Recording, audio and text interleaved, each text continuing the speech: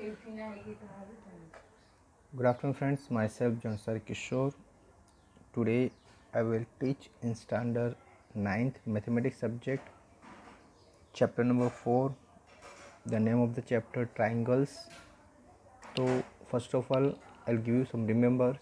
Triangle, a chosen figure formed by three intersecting lines is called a triangle. यानी तीन कोई interjection line से okay एक दूसरे को जहाँ से इंटरजेक्ट होती है तो उसको जो एक शेप बनता है उसको ट्रायंगल कहते हैं. A triangle is three sides, three angles and three vertex.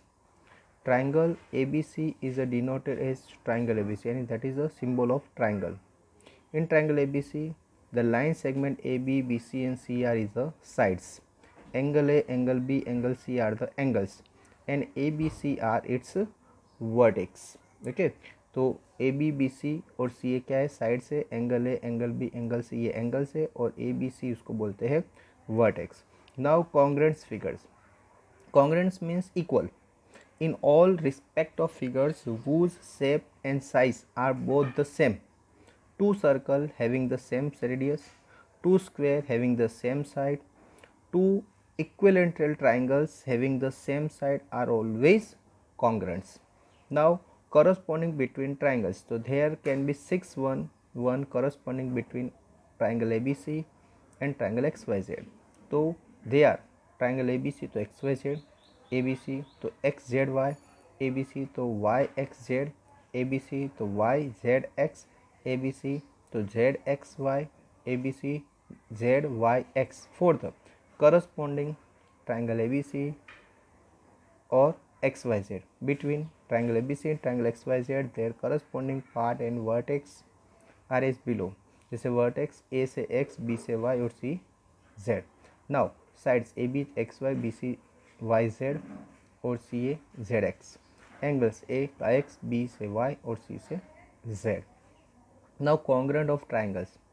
So two triangles are congruent if for given corresponding the sides and angles of the one triangle are equal to the corresponding side and angle of the other triangle. For the given corresponding ABC XYZ, ये corresponding है between triangle ABC triangle XYZ if all their corresponding parts are equal.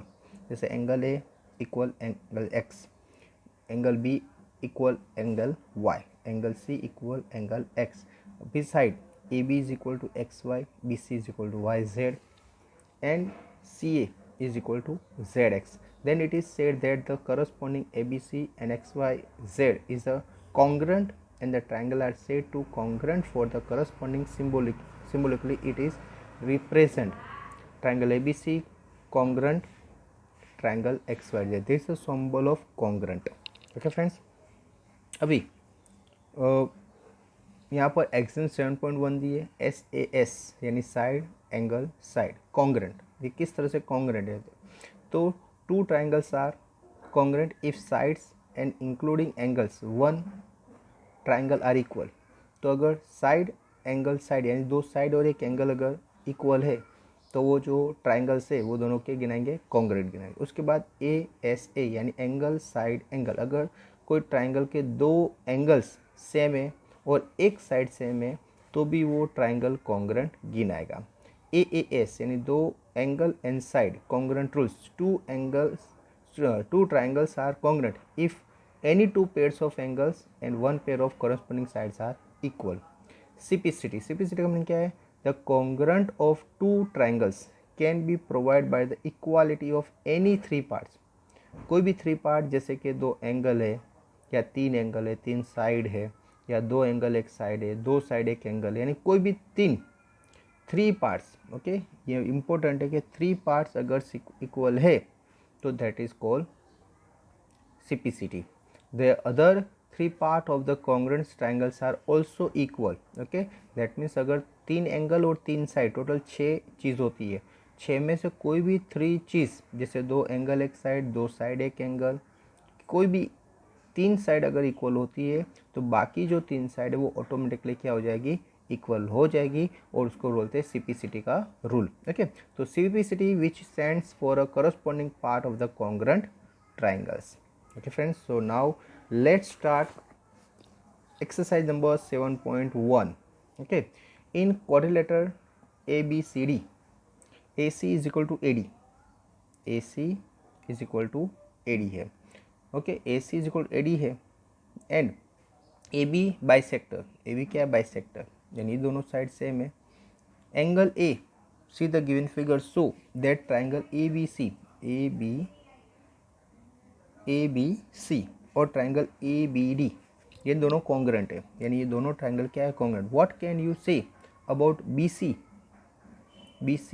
And B D, तो दोनों भी क्या होगी same होगी, क्योंकि ये साइड सेम है, दोनों जो एंगल है दोनों कॉन्ग्रेंट है, तो ये बी सी और बी डी भी क्या होगी सेम होगी। फिर देख लेते हैं इन triangle A B C and triangle A B D, A C is equal to A D दिया है इज गिवन।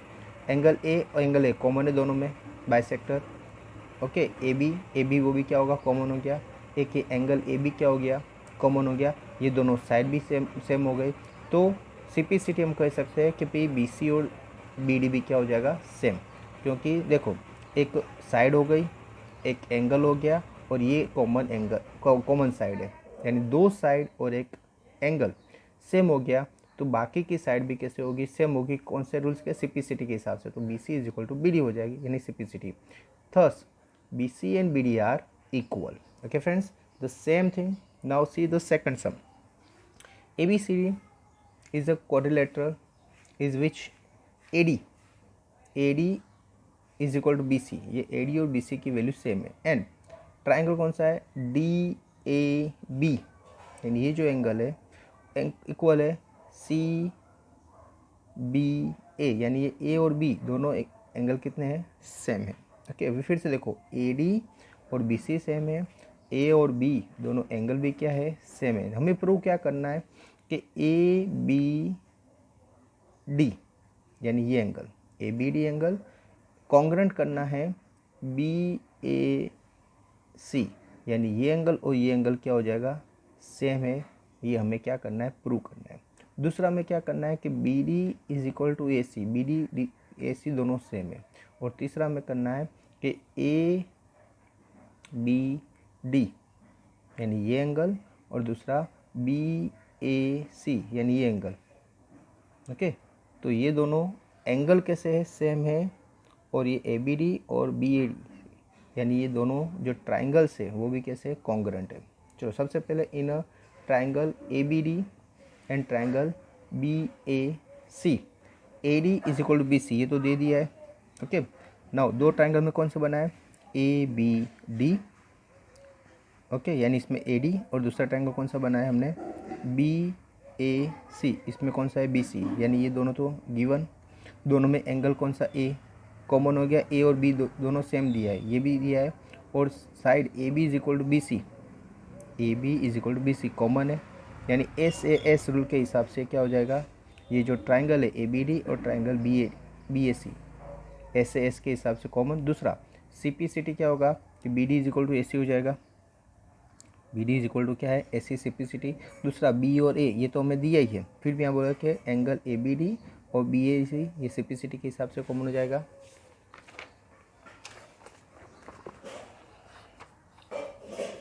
तो इस तरह से जो सम्स है, ठीक। नेक्स्ट सम देखिए कि A D and B C are equal perpendicular to line segment B A B, see the given figure. यहाँ पर ए बी पहले दिया ए डी और बी सी ये दोनों क्या है इक्वल है, यानी ये और ये दोनों क्या है इक्वल है। ए बी हमारा जो ए बी है, ठीक है, सो दैट ये लाइन सेगमेंट है, ठीक है। सो सी डी, जो सी डी है बाइसेक्टर ऑफ ए बी, ये सी डी क्या है ए बी का बाइसेक्टर, बाइसेक्टर मीन क्या होता है मिडल में आता है। चलो let's see A D and B C are equal perpendicular to line segment A B, A